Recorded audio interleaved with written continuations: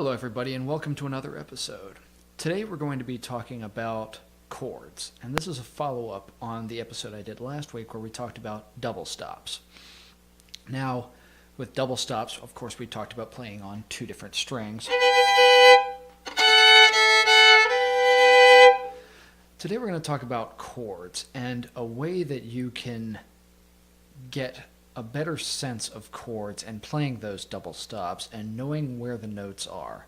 And the advice I'm going to give you is a little strange, or it might seem strange at first, but bear with me on this. What I want you to do, if you're really serious about playing on two different strings and also enhancing your skills as a violinist, here's what I want you to do. Go out and either buy yourself a book like this,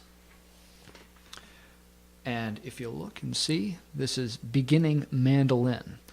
Or find something online that tells you about different chords for mandolins. Look up mandolin chords, because in standard tuning, and we'll get to cross tuning and different violin tunings, different fiddle tunings on another episode. But for right now, we're talking about standard tuning for a fiddle or a violin. Standard tuning for a fiddle or violin is G, D, A, E. Same thing for a mandolin, G, D, A, E.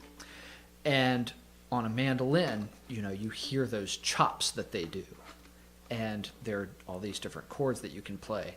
Now, I'm not saying you have to go out and buy a mandolin, though.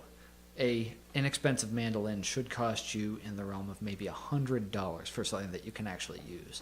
And playing the mandolin, or at least looking at the chord forms, will give you a better sense of where all these different chords are. So I will show you.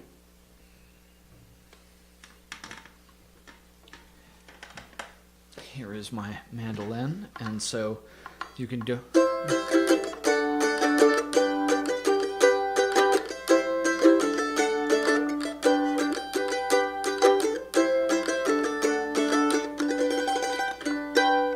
like that. And those are just G, D, and C chords. So C, D, G, okay? And you can learn your caged chords, C, A, G, E, D. And that's a great place to start, is your C, A, G, E, and D major chords. And there's an E chord right there. And there's A. And those are great places to start for learning those chords and then translating that, because on a mandolin it's the same thing, G, D, A, E.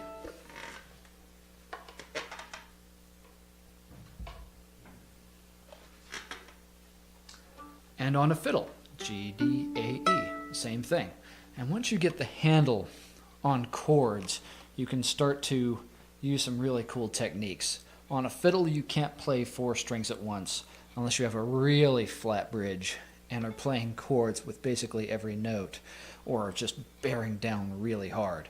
Instead, you can do something like you hear at the end of one of my favorite films, Master and Commander, where Jack Aubrey is throwing in these flourishes in the Boccherini Quintet.